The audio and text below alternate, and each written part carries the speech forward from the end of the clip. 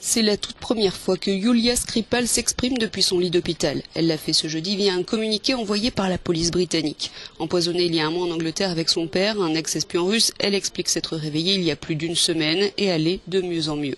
La jeune femme de 33 ans et son père, Sergei Skripal, ont été empoisonnés par un agent neurotoxique début mars dans la ville britannique de Salisbury et c'est là que tous deux sont hospitalisés. Sergei Skripal, 66 ans, demeure lui dans un état critique mais stable.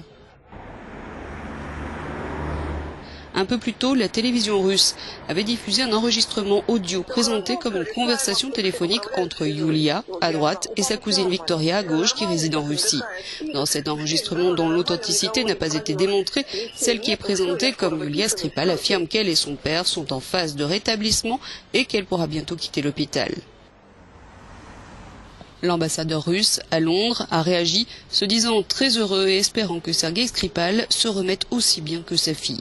I'm really happy, and I hope that the Sergei Skripal will also recover. Et je suis sûr qu'un jour, Yulia reviendra à Moscou, où elle a un travail, des collègues. C'est une personne fortunée qui s'en sort bien.